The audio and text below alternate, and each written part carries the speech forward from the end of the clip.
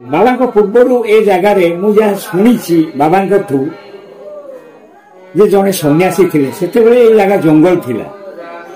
ଜଣେ ସନ୍ନ୍ୟାସୀ ଥିଲେ, ସିଏ ବି ଏଠି ବିଶ୍ରାମ ନେଇଥିଲେ। ତାପରେ ବହୁ ବର୍ଷ ପରେ ବାବା ଏଠିକି ଆସିଥିଲେ। ଆସିଲା ପରେ ସ୍ଥାନୀୟ ଲୋକମାନଙ୍କର ବାବାଙ୍କୁ ଏ କଲେ ଯେ ଆପଣ ଏଠି ରୁହନ୍ତୁ। ବାବାଙ୍କଠୁ ମୁଁ ଯାହା ଶୁଣିଛି ସେ 3 ଦିନ ସମୟ ନେଇଥିଲେ। ବାବାଙ୍କର କଣ ଅଲୌକିକ ଶକ୍ତି କଣ ଥିଲା? ଅଲୌକିକ ଶକ୍ତି ବହୁ ଲୋକ ତ ଏ ଅଞ୍ଚଳରେ ଅଲୌକିକ ଶକ୍ତି ଅନୁଭବ କରିଛନ୍ତି, ଉପକୃତ ହୋଇଛନ୍ତି। ଆମେ ବି ଅନୁଭବ ବି କରିଛୁ ଅଲୌକିକ ଶକ୍ତି ଉପରେ। ଆଉ ବର୍ତ୍ତମାନ ମଠର କିଛି ନାହିଁ, 4-5 ଗୁଣ୍ଠ ଖଣ୍ଡେ ଜମି, ନହେଲେ ଆଉ କିଛି ନାହିଁ। କିନ୍ତୁ କେମିତି କଣ ଚାଲେ ଆଶ୍ରମ, ହିନ୍ଦୁ ଧର୍ମର ଆମର ଯେତେ ପୂଜା ପର୍ବ କେମିତି ଚାଲେ ସେ ବାବାଙ୍କ ଆଶୀର୍ବାଦରେ ଆଉ ରାଧାରାଣୀ ଆମର ଉହାଳ ପଞ୍ଚାୟତ କୁନେଇଙ୍କ ଗ୍ରାମରେ ଅଛି। ମୋ ପିଲାଦିନରୁ ମୁଁ ଦେଖିଛି, ଏଇ ମଠକୁ ଦେଖିଛି। ଆଉ ମୁଁ ଶୁଣିଛି ମୋ ବାପା ଯେତେବେଳେ ବି ୟଙ୍ଗ ଥିଲେ ସେତେବେଳେ ବି ବାବା ଏଠି ଥିଲେ। ତାଙ୍କଠୁ ଶୁଣିଛି ତାଙ୍କ ପକେଇ ଯେତେବେଳେ ଥିଲେ ସେତେବେଳେ ବାବା ଏଠି ଆସିଥିଲେ। ବାବା ଆମର ଅନ୍ୟ ଦର୍ଶନ ଥିଲେ, ଯିଏକି ରାଧାକୃଷ୍ଣଙ୍କ ପୂଜା କରନ୍ତି। ନିଜକୁ ସଖୀ ଭାବରେ ତାଙ୍କର ସେବା ମନୋବୃତ୍ତି ନେଇ ସେ ଠାକୁରଙ୍କର ସେବା କରନ୍ତି। ଆଉ ଆମର ହିନ୍ଦୁ ଧର୍ମରେ 12 ମାସରେ କିନ୍ତୁ 13 ପୂଜା, ଏଠି ସବୁ ପୂଜା ହୁଏ। ଯେତେ ପୂଜା ଆମ ହିନ୍ଦୁ ଧର୍ମରେ ଅଛି ସବୁ ପୂଜା।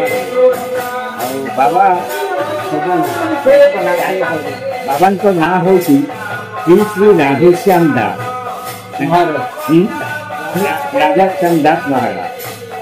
ସେ ଏଠି ସ୍ଥାନୀୟ ବାସିନ୍ଦା ଆଉ ବାହାରେ ଲୋକମାନଙ୍କର ସାହାଯ୍ୟ ସହଯୋଗରେ ଏ ଆଶ୍ରମ ଚାଲେ।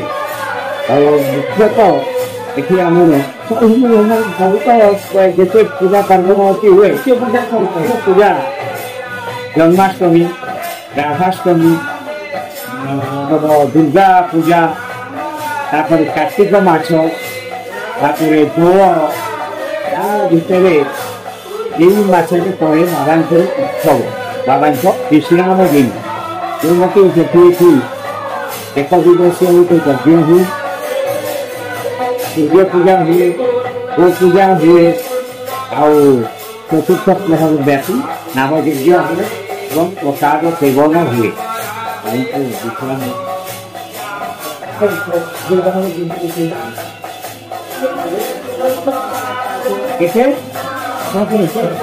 ବାବାଙ୍କର ଆବିର୍ଭାବ ହଉଛି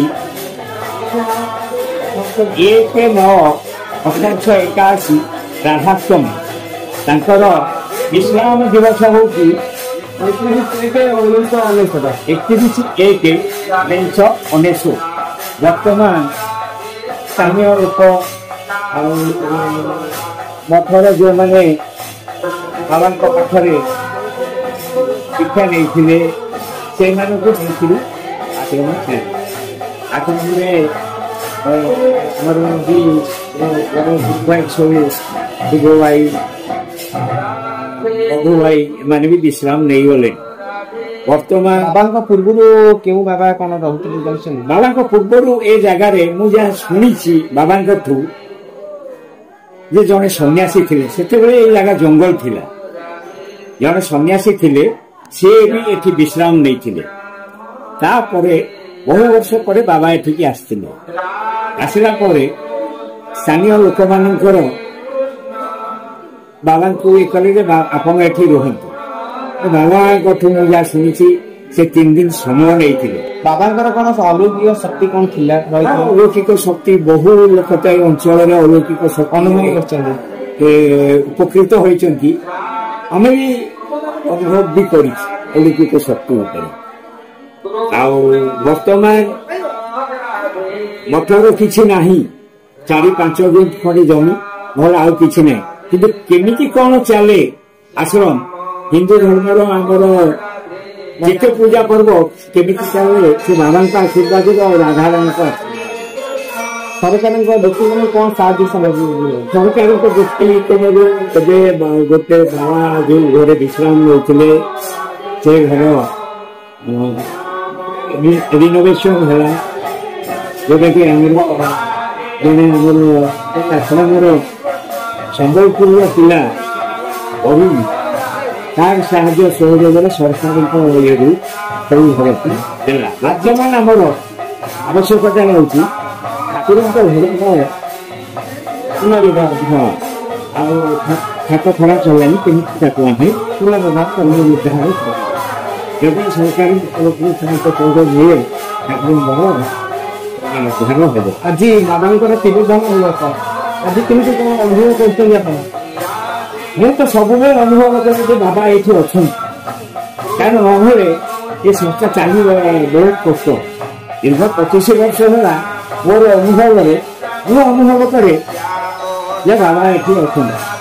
ଆଉ କିଛି ସାନ ଭାଇ ଆମର ସିଦ୍ଧେଶ୍ୱର ବୀର କିଶୋର ଆମର ଠେକୁ ଭାଇ ଆଉ ସ୍ଥାନୀୟ ରବି ରାମବାସୀ ଏଇମାନଙ୍କ ସାହାଯ୍ୟ ସହଯୋଗ ଭଜନ ବହୁ ଅଛନ୍ତି କିଛିଟା ନାଁ କହିଲି ଏମାନେ ଆଜି ଉତ୍ସବରେ ବହୁତ ସାହାଯ୍ୟ ସହଯୋଗ କରୁଛନ୍ତି। ଏଠି ଗ୍ରାମବାସୀଙ୍କର ଆଜି ଯୋଉ ସମାଗମ ରହିଛି କେମିତି କଣ ରହିଛି?